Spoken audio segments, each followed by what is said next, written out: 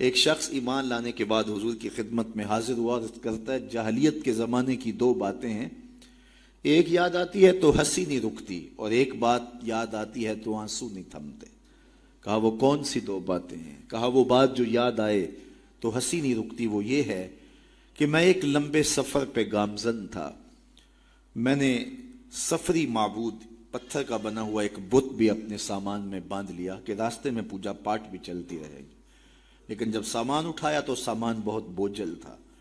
میں نے سوچا کہ یہ تو میں اپنے ہی معبود کے بوجھ تلے دب کے رہ جاؤں گا، تو میں نے اس کو نکال دیا اور آٹا یا ستو گوندھ کر کے میں نے ایک چھوٹا سا معبود تیار کیا اور اس کو دھوپ میں رکھ کے خشک بھی کر لیا کہ مزید ہلکا پھلکا ہو جائے، اور اس کو اپنے سامان میں اپنے ساتھ رکھ لیا۔ پوجا پاٹ بھی چلتی رہی۔ خیر جو میرا اندازہ سفر تھا تو شاید سفر بھی میں نے اس کے مطابق لیا تھا، لیکن سفر کوئی 2-4 دن اوپر چلا گیا تو شاید سفر ختم ہو گیا۔ ایک آدھ دن تو میں نے بھوک کاٹی، لیکن جب انتڑیوں میں بل پڑنے لگے اور مجھ سے گوارا نہ ہوا تو میں نے تھیلے سے اپنے اس معبود کو نکالا جو آٹے کا بنا ہوا تھا، اس کو پتھر پہ رکھ کے کوٹا، پھر اس میں پانی ڈالا، پھر اس کو گوندا، پھر روٹی پکائی، اور پھر کہا میرے معبود اب کام نہیں آئے گا تو کب آئے گا؟ اب تو میری انتڑیوں میں بل پڑ رہے ہیں، مجھے جاہلیت کے زمانے کی وہ یاد آتی ہے تو مجھے اس بت کی بے بسی پہ ہنسی آتی ہے۔ کیسا بے بس معبود تھا جو اپنے پجاری کو اتنا بھی گزارش نہیں کر سکتا تھا، مجھے پوجنے والے میرے پہ اتنا تو ترس کھا، اب مجھے دانتوں تلے چبا کے تاریک میدے میں پھینکے گا، پھر گندگی کے ڈھیر پہ ڈال آئے گا، آخر میں تیرا معبود رہا ہوں، میرے پر یہ قیامت تو نہ توڑ۔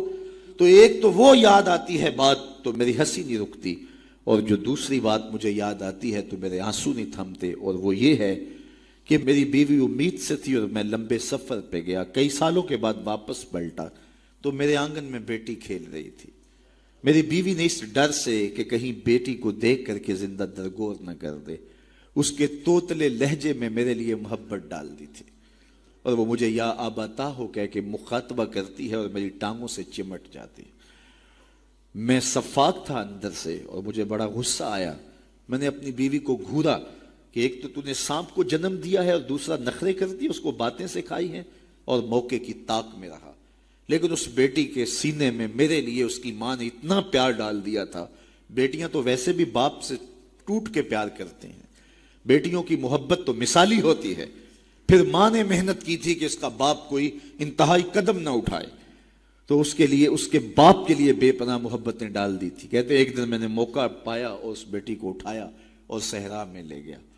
میرا خیال یہ تھا اس سے آج جان چھڑا لوں، اور گڑھا کھودنے لگا۔ کڑکتی دھوپ تھی، میرے بدن پہ پسینہ نمودار ہوتا تھا۔ وہ آگے بڑھتی اور اپنے دوپٹے سے میرے ماتھے کا پسینہ پوچھتی، لیکن میرا دل پھر بھی نرم نہ ہوا۔ خیر جب میں نے گڑھا کھود لیا تو باہر نکلا تو میری بیٹی نے سکھ کا سانس لیا کہ میرے باپ کی مشقت ختم ہوئی، لیکن وہ نہیں جانتی تھی کہ اگلی مشقت کس کی شروع ہونے والی ہے۔ میں باہر نکلا، اس کو زور سے اس گڑھے میں دھکا دے کے اوپر سے مٹی انڈھیلنے لگا۔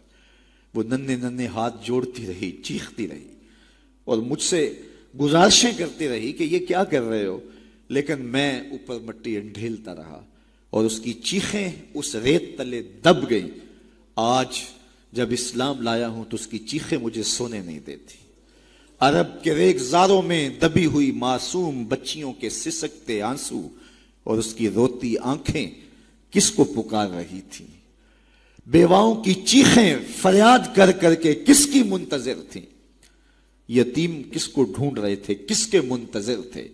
زمانہ آنکھیں فرش بچھائے ہوئے کس کا انتظار کر رہا تھا؟ وہ جس کے نام پر داؤد نے نغمہ سرائی کی، وہ جس کے ذکر پر شاہ سلیمان نے گدائی کی، دل یحییٰ میں رہ گئے ارماں جس کی زیارت کے، لب عیسیٰ پہ آئے واز جس کی شان رحمت کے، جو بن کے روشنی پھر دیدائے یعقوب میں آیا، جسے یوسف نے اپنے حسن کی نئے رنگ میں پایا۔ ندانم آ گلے خنداں چے رنگ و بو دارت کہ مرغے ہر چمنے آرزوئے او دارت۔ ہر کوئی منتظر ہے، کوئی ہاتھ پھیلا کے کہہ رہا ہے ربنا وابعث فیہم رسولا، مالک آنکھیں بوڑھی ہو گئی، اب اس رسول کو بھیج بھی دے۔ حضرت عیسیٰ تو بولے مبشرم برسول یاتی من بعد اسمہ احمد، چلو نام بھی بتائے جا رہا ہوں، ان کا نام احمد ہوگا۔ زمانہ منتظر تھا، پوری دھرتی انتظار کر رہی تھی. بیواؤں کی چیخیں اور یتیموں کی آہیں اور معصوم بچیوں کے دبے ہوئے آنسو جب ریت سے پکار کرتے ہوئے عرش الہی کو جنبش دینے لگے تو اللہ کو دکھی انسانیت پہ رحم آیا. آمنہ کی آغوش میں محمد عربی تشریف لے آئے. ناگہاں ساکن ہواؤں پر روانی آ گئی اور چمن کے پتے پتے پر جوانی آ گئی. آج زانوئے ازل نے صبح پہ انگڑائی لی اور مسکرا کر ایک کرن نے ہاتھ میں شہنائی لی. مخزن اسرار قدرت کے امی پیدا ہوئے، غل ہوا دنیا میں ختم المرسلین پیدا ہوا.